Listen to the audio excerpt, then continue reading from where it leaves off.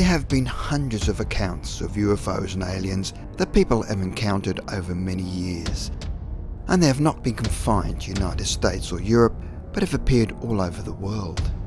Along with the mystery of UFOs and aliens comes that other strange phenomenon, the men in black.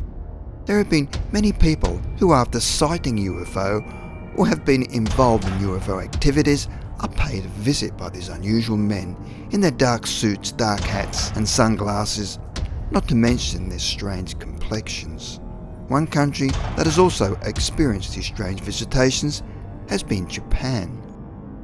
The following tales may have nothing to do with the men in black and may just be unsettling encounters with weird people, but the stories do present themselves in a way similar to what people have previously described when meeting the men in black, with their strange behaviour and appearance. But you have to agree that the men in black appear to be found in far-flung places, and that their oddness and unsettling qualities follow them wherever they go. The following are a few of the more interesting and weird accounts that have accrued over the years concerning possible men in black encounters in Japan. You be the judge.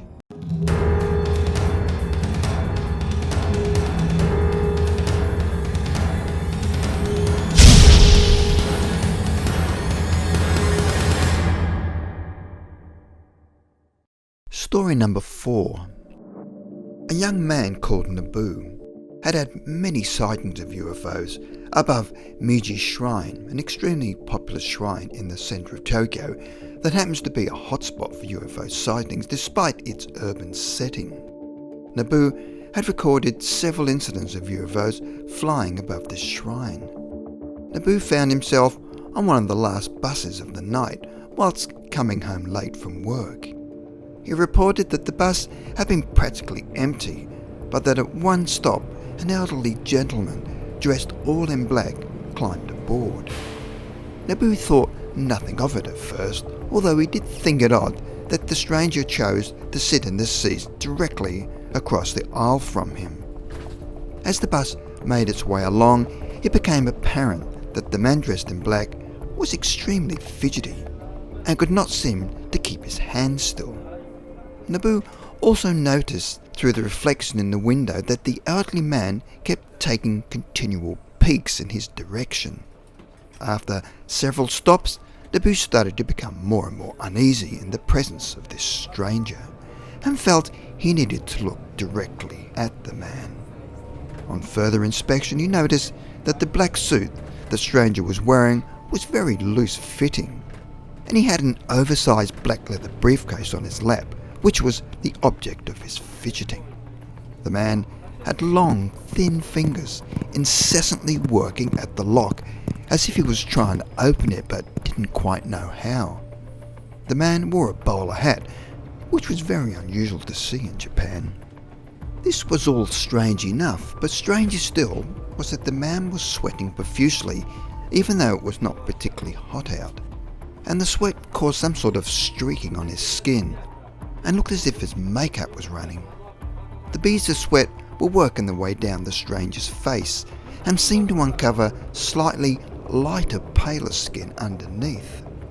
Although Nabu did not panic, this strange, disturbing appearance, along with his other unusual anomalies, was enough to make Nabu think that it was in his best interest to get off the bus.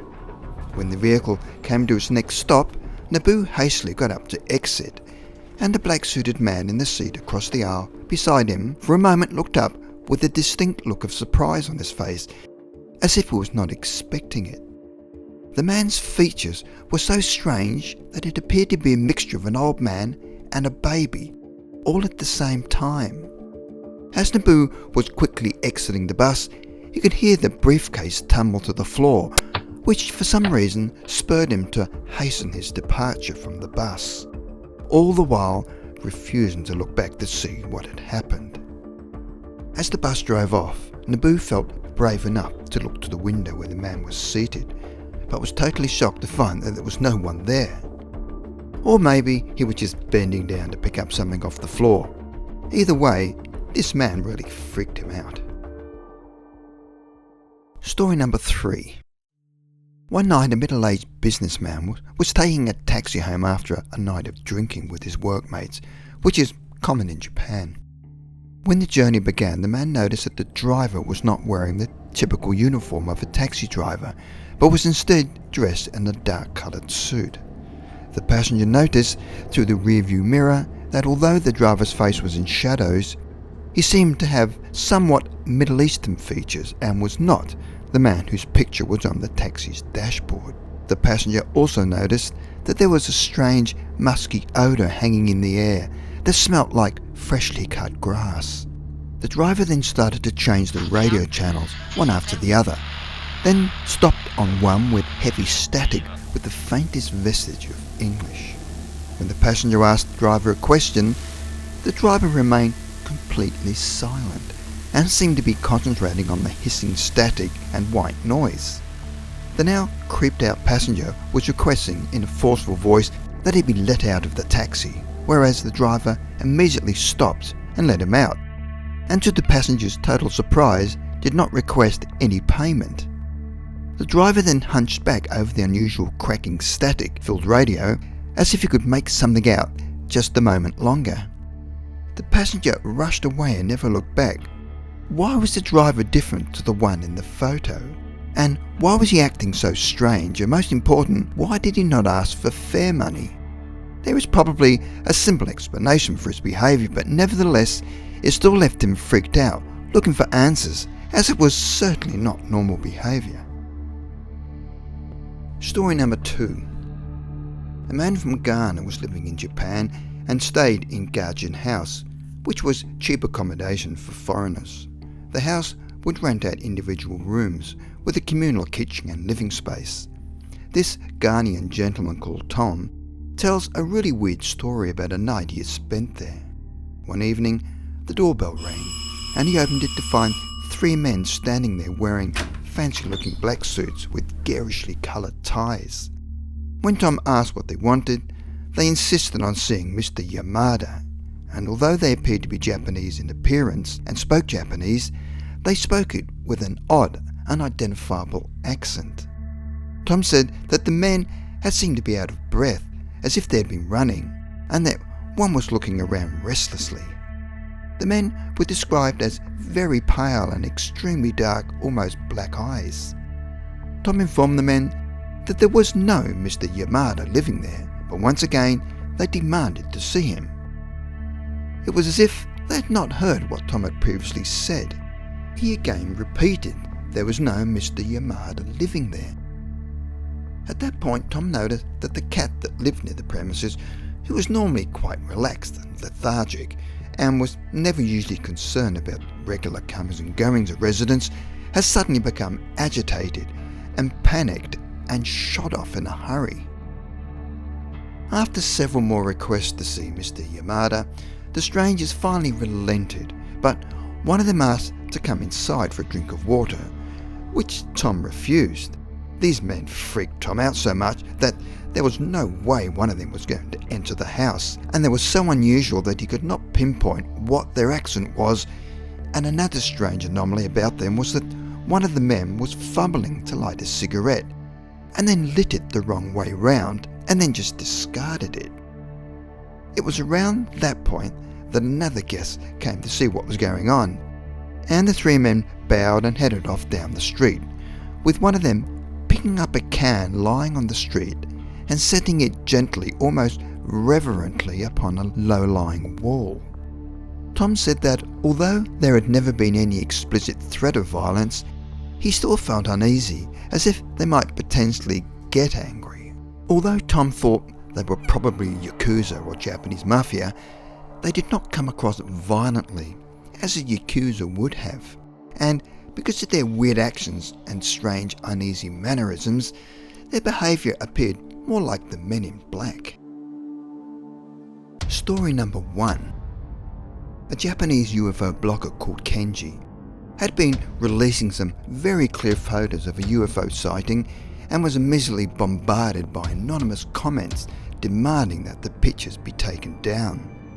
There was never any identification of the commentator, and the message seemed to come under different screen names with different IP addresses. In every instance, the blogger refused the demands, even after being met with legal threats that seemed to be empty bluffs. Then Kenji began receiving more and more of these online threats, to the point where he closed the comments section down and thought that would be the end of it.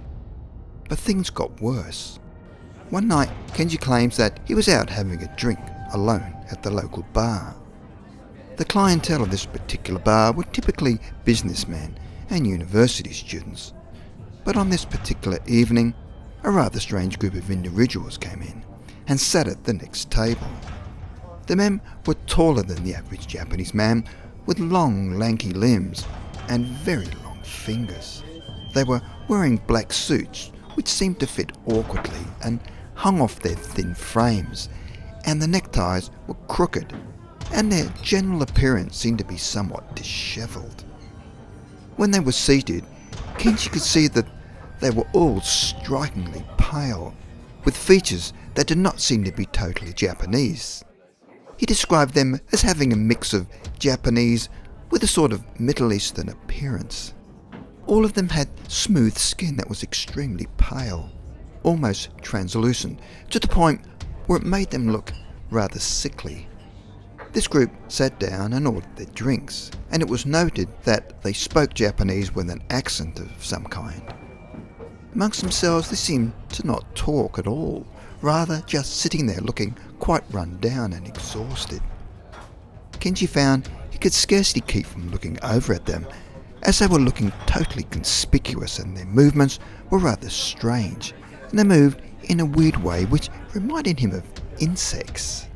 The group ordered their drinks but did not seem to touch them, and they sat in total silence. Then one of them stirred the drink with his finger, only to withdraw it and stare at it.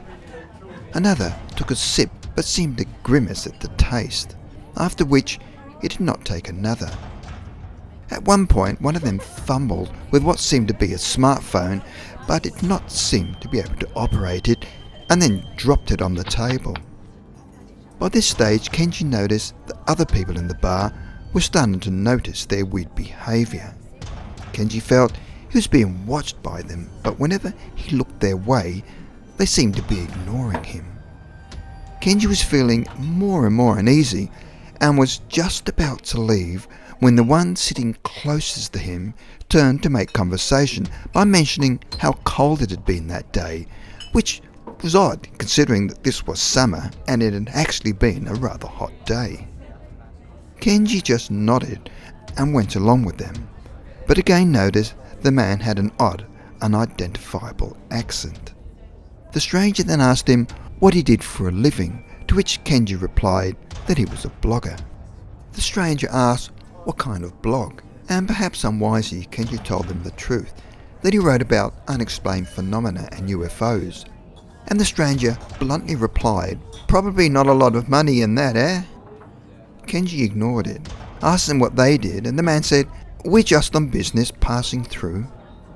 During this whole exchange, the other two looked on with blank expressions on their faces, not drinking and not doing much of anything except staring and occasionally fidgeting with their unused chopsticks in their weird insect way. Kenji again made the movement to leave, but felt an inexplicable sense of dread from this group of odd strangers, although he could not really understand why they should appear so threatening. It was just a feeling, but he felt it creeping up on him. As Kenji finally got up to leave, the man offered to buy him a drink and urged him to stay there rather than go home and write more UFO stuff, to which the whole table sort of let out a disturbing chuckle. Kenji states that they really did not want him to leave. They said we should all chat and they would buy me some drinks. The main guy joked and repeated that you were only going to write about UFOs at home anyway, so I might as well stay with them and unwind. Then they all laughed in a way that sounded like they were just faking it, like they didn't really understand what a laugh was. It also sounded fairly threatening and had a very disturbing effect on him. Now, this was probably an innocent meeting with businessmen, but why did they appear so weird and creepy?